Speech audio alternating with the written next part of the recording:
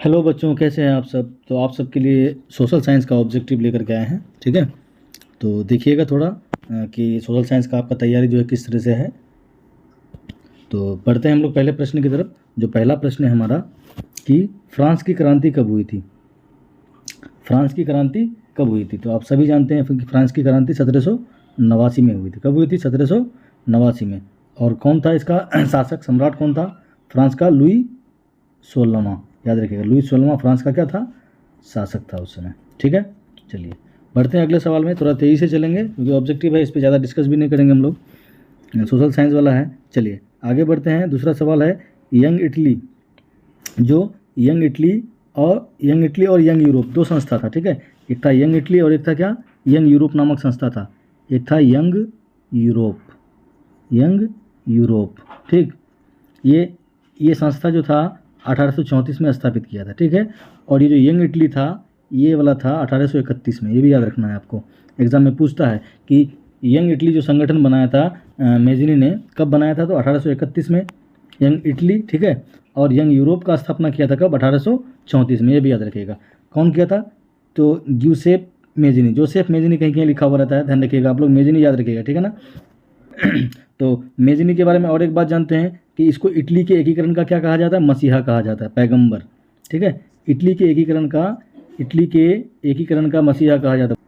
Italy के एकीकरण का क्या कहा जाता है? इसको मसीहा कहा जाता है। ये भी याद रखिएगा आप लोग, पैगंबर या मसीहा इसको कहते हैं। ठीक है, और एक गुप्त दल था कार्बोनरी से भी इसका संगठन था। याद रखिएगा, जोसेफ मेजिनी का एक गुप्त दल था कार्बोनरी, जिसके साथ इसका संबंध था। ठीक, चलिए आगे बढ़ते हैं। इस सब को याद रखिएगा आप लोग। ठीक है, यंग इटली का स्थापना कब किया गया था?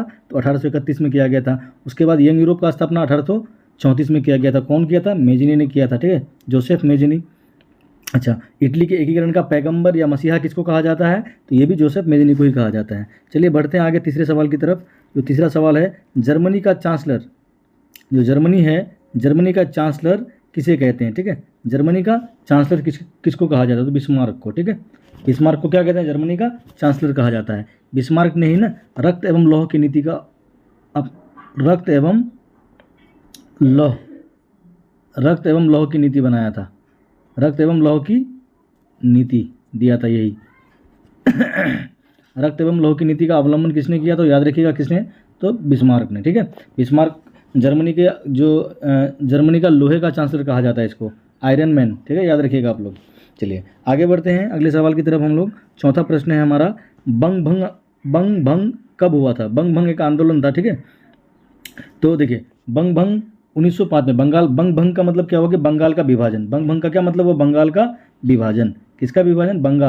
बंगाल का विभाजन। हम सभी जानते हैं ना कि हमारा बिहार, उड़ीसा और झारखंड, ये तीनों जो था ना बंगाल में ही था। ठीक, बाद में धीरे अलग हुआ है। बिहार हमारा अलग हुआ है उसके बाद उड़ीसा अलग हुआ है, उसके बाद झारखंड अलग हुआ है। ठीक है, तो क्या बोल रहे हैं कि बंग भंग आंदोलन कब हुआ था? तो बंग भंग आंदोलन जो है ना 1905 में हुआ था। ठीक है, और उसके बाद बंग भंग जो आंदोलन था, मतलब बंगाल का विभाजन जो था 1905 में हुआ था, लेकिन बंगाल विभाजन वापस लिया गया था कब?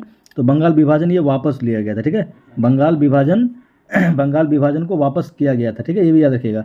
विभाजन वापस कब लिया गया था? तो 1911 में, ये याद रखिएगा। ठीक है, बंगाल विभाजन को वापस कब लिया गया था? 1911 में। ठीक, अच्छा उसके बाद एक ऑप्शन और है इसमें हमारा 1919 है। तो याद रखिएगा 1919 में रॉलेट एक्ट भी हुआ था। रॉलेट एक्ट के विरोध में जो हम लोग भारतीय लोग रॉलेट एक्ट का विरोध कर रहे थे, तो उसी समय जो 13 अप्रैल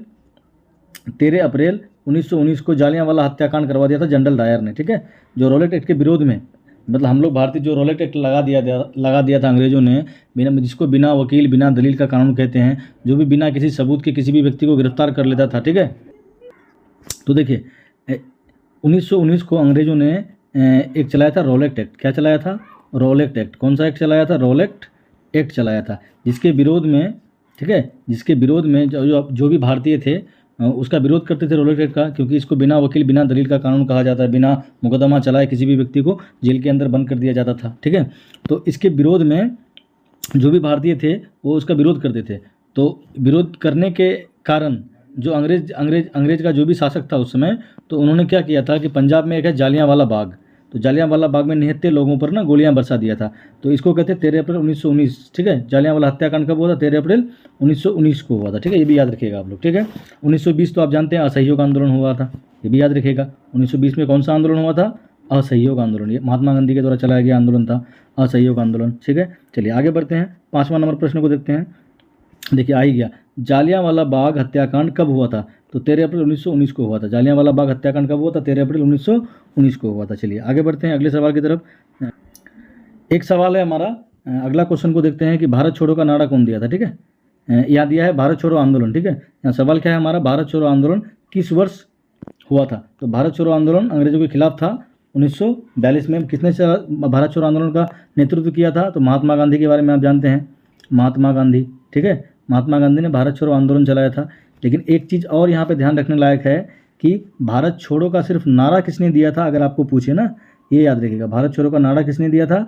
तो यूसुफ मेहर अली ने दिया था, ये याद रखिएगा, यूसुफ मेहर अली, यूसुफ मेहर अली। अगर आपको पूछे कि भारत छोड़ो का नारा कौन दिया, तो यूसुफ मेहर अली याद रखिएगा। ठीक है, और भारत छोड़ो आंदोलन कौन चलाया? तो महात्मा गांधी। ठीक है, ये याद रखिएगा।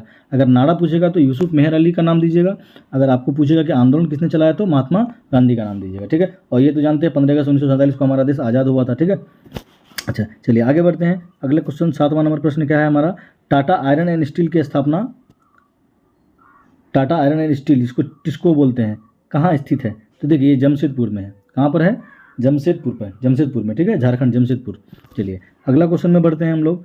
अगला क्वेश्चन है हमारा 8 नंबर प्रश्न है जो इकोनॉमिक्स से है, प्रति व्यक्ति आय का क्या अर्थ होता है? Per capita income.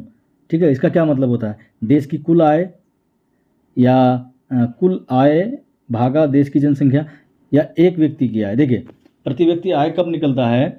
जो हमारा देश का कुल आय होता है, उस आय में देश की जनसंख्या से भाग देने के बाद जो भी भागफल आता है ना, तो उसको हम लोग बोलते हैं प्रति व्यक्ति आय, PCI। क्या बोलते हैं इसको? PCI, per capita income. ठीक है, देश की टोटल जितना भी आय होता है एक साल में, एक वित्तीय वर्ष में देश के अंदर जितने भी मतलब आय होता है, उस आय को देश की जनसंख्या से भाग देने के बाद जो हमारे पास भागफल बचता है उसको ही हम लोग कहते हैं प्रति व्यक्ति आय। ठीक है, चलिए अगला क्वेश्चन को देखते हैं हम लोग, जो 9 नंबर प्रश्न है, भारत में सेवा क्षेत्र को और किस नाम से जाना जाता है? ठीक है, सेवा क्षेत्र को और किस नाम से जाना जाता है? ठीक है, एक होता है प्राथमिक क्षेत्र, प्राथमिक क्षेत्र, द्वितीयक क्षेत्र और तृतीयक क्षेत्र। ठीक है, तो प्राथमिक क्षेत्र में क्या आ जाता है? जो भी कृषि पशुपालन वगैरह का काम करते हैं ना, ये प्राथमिक क्षेत्र के अंतर्गत आता है। कृषि करना, पशुपालन करना, ठीक है, ये सब किस में आता है? प्राथमिक क्षेत्र के अंतर्गत आता है। और द्वितीय में जो भी उद्योग धंधा हम लोग लगाते हैं वो द्वितीयक में आ जाता है। ठीक है, जो भी उद्योग धंधा है वो द्वितीयक में। और तृतीयक में क्या आ जाता है? सेवा संबंधित कार्य, जैसे कि बैंकिंग हो गया, बिजली हो गया, परिवहन हो गया, ये सब क्या है? सेवा क्षेत्र के अंतर्गत आता है। ठीक है, तो याद रखिएगा ये भी कि द्वितीयक क्षेत्र को क्या कहते हैं, प्राथमिक क्षेत्र को क्या कहते हैं, ऐसे भी सवाल पूछता है। तृतीयक क्षेत्र को क्या कहते हैं? तो सेवा क्षेत्र कहा जाता है। ठीक है, चलिए आगे बढ़ते हैं हम लोग अगले क्वेश्चन की तरफ। तो अगला प्रश्न को देखते हैं, क्या है अगला प्रश्न हमारा, उपभोक्ता दिवस कब मनाया जाता है? उपभोक्ता दिवस, ठीक है, कस्टमर डे कह सकते हैं इसको, कब मनाते हैं? तो 15 मार्च को, याद रखिएगा, उपभोक्ता दिवस कब मनाते हैं? 15 मार्च। ठीक है, चलिए अगला सवाल को देखते हैं। 5 जून को आप जानते हैं पर्यावरण दिवस मनाते हैं, 26 जनवरी को जानते हैं गणतंत्र दिवस मनाते हैं। ठीक है, 14 अप्रैल को तो कोई दिवस नहीं है, 14 सितंबर को है हिंदी दिवस मनाते हैं। ठीक है, राष्ट्रीय हिंदी दिवस। चलिए अगला 11 नंबर प्रश्न को देखते हैं, क्या है 11वां प्रश्न, उपभोक्ता संरक्षण अधिनियम कब लागू हुआ था? जो उपभोक्ता संरक्षण अधिनियम है वो कब लागू हुआ था? तो उपभोक्ता संरक्षण नियम जो है 1986 में लागू हुआ था, ये भी बात याद रखिएगा आप लोग। उपभोक्ता संरक्षण नियम 1986 में लागू हुआ था। ठीक है, चलिए आगे अगला सवाल को देखते हैं, भाखड़ा नांगल परियोजना किस नदी पर है? तो भाखड़ा नांगल परियोजना जो है ना सतलज नदी पर है, ये भी याद रखिएगा। भाखड़ा नांगल परियोजना पंजाब में है। ठीक है, और ये किस नदी पर बना हुआ है? तो सतलज नदी पर बना हुआ है। ठीक है, चलिए ये यमुना जो है जानते हैं दिल्ली के किनारे बसा हुआ है। गंगा तो हमारे जानते ही हैं कि हमारे भारत का सबसे लंबी नदी है गंगा। महानदी ये उड़ीसा में है। ठीक है, कहाँ है? उड़ीसा। चलिए अगला सवाल को देखते हैं हम लोग। 13 नंबर प्रश्न क्या है हमारा? 13वां प्रश्न, GDP का फुल फॉर्म क्या होता है? ठीक है, GDP इसको कहते हैं gross domestic product, gross domestic product पहला ही ऑप्शन में है हमारा GDP। अच्छा, GDP से आप लोग क्या समझते हैं? एक सवाल पूछता है, सकल घरेलू उत्पाद से आप क्या समझते हैं? तो सकल घरेलू उत्पाद का मतलब होता है क्या कि किसी भी देश में एक वित्तीय वर्ष में जितने भी वस्तुओं और सेवाओं का उत्पादन होता है उसको ही कहते हैं हम लोग GDP, सकल घरेलू उत्पाद। ठीक है, ध्यान रखा आपको। चलिए अगला सवाल में बढ़ते हैं हम लोग। यहाँ से आपका जीडीपी, एनएनपी, जीएनपी इस तरह का सवाल सब आता है एग्जाम में, ठीक है। अगला क्वेश्चन को देखते हैं हम लोग। 14 नंबर जो प्रश्न है, भारत का पहला समाचार पत्र कौन सा था? जो भारत है हमारा, उसका पहला समाचार पत्र कौन सा था? तो ठीक है, पहला समाचार पत्र था बंगाल गजट, याद रखिएगा, बंगाल गजट। पहला समाचार पत्र क्या था? बंगाल गजट। इसका लेखक जेम्स हिक्की था, ये भी याद रखिएगा। चलिए आगे बढ़ते हैं अगले क्वेश्चन की तरफ। द्वितीय विश्व युद्ध की अवधि क्या थी? देखिए अब तक जो है ना 2 वर्ल्ड वार हुआ है। एक वर्ल्ड वार हुआ है, ये प्रथम विश्व युद्ध, फर्स्ट वर्ल्ड वार 1914 से 1918 तक चला था। प्रथम विश्व युद्ध याद रखना है आपको, प्रथम विश्व युद्ध, ठीक है। अच्छा, एक है आपका सेकेंड वर्ल्ड वार जो 1939 में शुरू हुआ था, 1945 तक चला था, ठीक है। इसी सेकेंड वर्ल्ड वार में ही हिरोशिमा और नागासाकी पर बम गिराया गया था ना, तो अभी तक वहाँ का बच्चा जो ना अपंग और ये सब पैदा होता है, ठीक है। ये द्वितीय विश्व युद्ध। दूसरा विश्व युद्ध का पूछ रहा है कि युद्ध कब हुआ था, तो 1939 से 1945 तक, ठीक है। और पहला अगर पूछता आपको तो 1914 से 1918 तक, याद रखिएगा आप लोग। चलिए आगे बढ़ते हैं 16 नंबर प्रश्न में। 16वां प्रश्न क्या है? अनुच्छेद जो 370 है, आर्टिकल 370 किस राज्य के लिए है? ठीक है, मतलब किस राज्य के लिए था? 370 बोलता है कि ये हटा दिया गया है, लेकिन अब तक हटा नहीं है, खाली बोलने के लिए हटाया है। तो अनुच्छेद 370 का संबंध जो है जम्मू कश्मीर राज्य के लिए, ठीक है। किसके लिए है? जम्मू कश्मीर राज्य के लिए, ठीक है। अभी जम्मू कश्मीर को केंद्र शासित प्रदेश बना दिया गया है 370 हटा करके, ठीक है। वो सिर्फ बोलने के लिए है कि 370 हट गया है, लेकिन हटा नहीं है। चलिए आगे देखते हैं हम लोग। 17 नंबर का प्रश्न क्या है? दांडी मार्च के दौरान गांधी जी ने किस कानून का उल्लंघन किया था? जो 1931 में दांडी मार्च किया था महात्मा गांधी, ठीक है, वो कौन सा कानून को तोड़ने के लिए किया था? ठीक है, तो वो नमक कानून को तोड़ने के लिए, ठीक है। नमक कानून को तोड़ने के लिए महात्मा गांधी ने दांडी मार्च किया था, ठीक है, गुजरात में, ठीक है। दांडी जो है कहाँ है? तो गुजरात में है, ये भी याद रखना है आपको। चलिए अगला क्वेश्चन को देखते हैं। छपा खाना भारत में सबसे पहले किसने शुरू किया था? मतलब छपाई कला, मतलब छापने का कला जो है भारत में सबसे पहले किसने शुरू किया? तो पुर्तगालियों ने, ठीक है, याद रखिएगा, पुर्तगालियों ने। इसमें समझाने लायक तो कुछ है नहीं, इसलिए स्पीड में हम जा रहे हैं, ठीक है। आप लोग भी अपने आप को जांच लीजिए कि मतलब ये जो सोशल साइंस है उसका आपका तैयारी किस तरह का है। तो छपाखाना का शुरुआत जो किया था पुर्तगालियों ने किया था, ठीक है। चलिए, और पुर्तगालियों ने ही भारत का खोज किया था, याद है ना आपको, वास्को डी गामा ने भारत का खोज किया है। चलिए अगला सवाल को देखते हैं हम लोग। रक्त और लौह की नीति कौन दिया था? ठीक है, किसने लागू किया था? तो रक्त और लौह की नीति जो था ना, जर्मनी का एकीकरण के लिए, इटली का एकीकरण के लिए, फ्रांस का विस्तार के लिए, ब्रिटेन। तो देखिए रक्त और लौह का नीति जो चलाया था ना, वो बिस्मार्क ने चलाया था। किसने चलाया था? बिस्मार्क, ठीक है, जिसको आयरन मैन भी कहा जाता है। जर्मनी का आयरन मैन कहा जाता है बिस्मार्क को।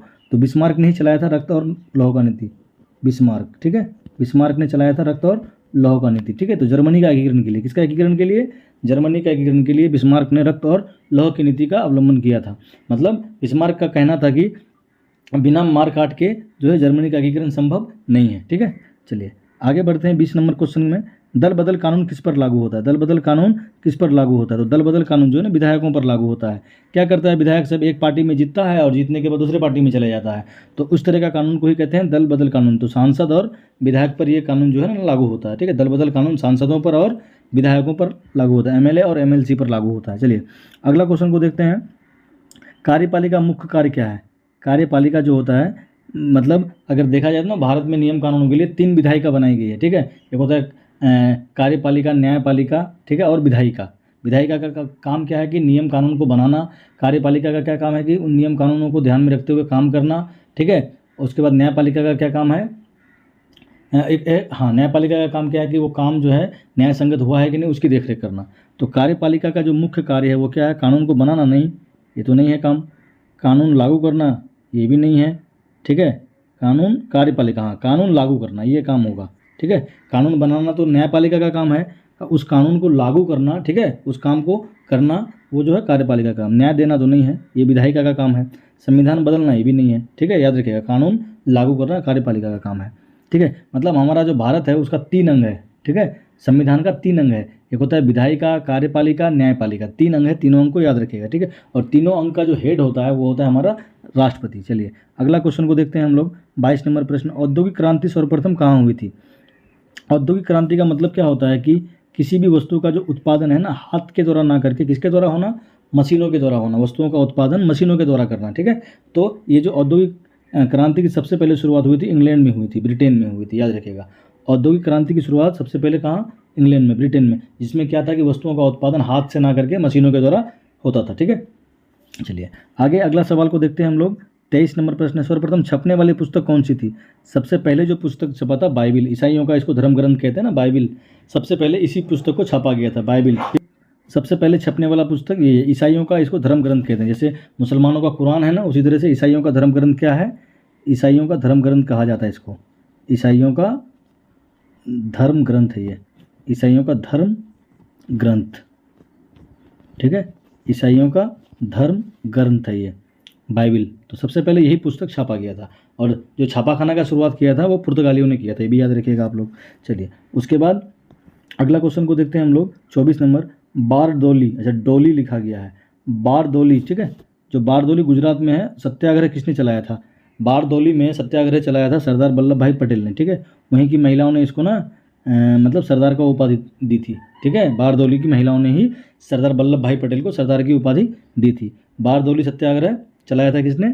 सरदार वल्लभ भाई पटेल ने। अगर सिर्फ सत्याग्रह पूछता आपको तो महात्मा गांधी आप लोग लगाते हैं। चलिए, तो सरदार की उपाधि कहाँ कहाँ मिला था इसको, सरदार वल्लभ भाई पटेल को? तो बारडोली में सत्याग्रह किया था, जहाँ की महिला ने इसको सरदार की उपाधि से नवाजी, ठीक है। अगला क्वेश्चन को देखते हैं हम लोग, 24 नंबर प्रश्न, चंपारण और खेरा सत्याग्रह का मुख्य उद्देश्य क्या था? तो देखिए, चंपारण सत्याग्रह जो बिहार में 1916-17 में शुरू हुआ था, ठीक है, और खेरा जो है 1918 के आसपास में शुरू हुआ था, ठीक है। इसका उद्देश्य क्या था? किसानों की समस्याओं को समाधान करना, ठीक है। मतलब देखिए, चंपारण में क्या था कि जो अंग्रेज लोग थे ना, जबरदस्ती नील का खेती करवाते थे, तो यही वाला ऑप्शन होगा कि किसानों की समस्याओं का समाधान करना जो था चंपारण और खेरा सत्याग्रह का मुख्य उद्देश्य था, ठीक है। चलिए आगे बढ़ते हैं अगला क्वेश्चन की तरफ। 26 नंबर प्रश्न, भगत सिंह ने किस ब्रिटिश अधिकारी की हत्या कर दी थी? तो भगत सिंह जो था ना, किसका हत्या कर दिया था? सैंडर्स का हत्या कर दिया था, ठीक है। भगत सिंह ने किसका हत्या कर दिया था? सैंडर्स, ठीक। चलिए अगला सवाल को देखते हैं, भू लैंड क्या है? भू अवनयन का मुख्य कारण क्या है? भू अवनयन मतलब डिग्रेशन, मतलब क्या होता है कि भूस्खलन, याद रखें ना, जमीन का फिसलना, जमीन का मतलब क्या होता है, स्खलन करना, किसका? अधिक वनों की कटाई, ठीक है। अत्यधिक अगर हम लोग वनों की कटाई कर देंगे ना, तो वहाँ से मिट्टी का क्या हो जाएगा? क्षय होना शुरू हो जाएगा, ठीक है। लैंडस्लाइड होना शुरू हो जाएगा, खिसकना शुरू हो जाएगा मिट्टी, ठीक है। चलिए अगला देखते हैं हम लोग, 28 नंबर प्रश्न क्या है?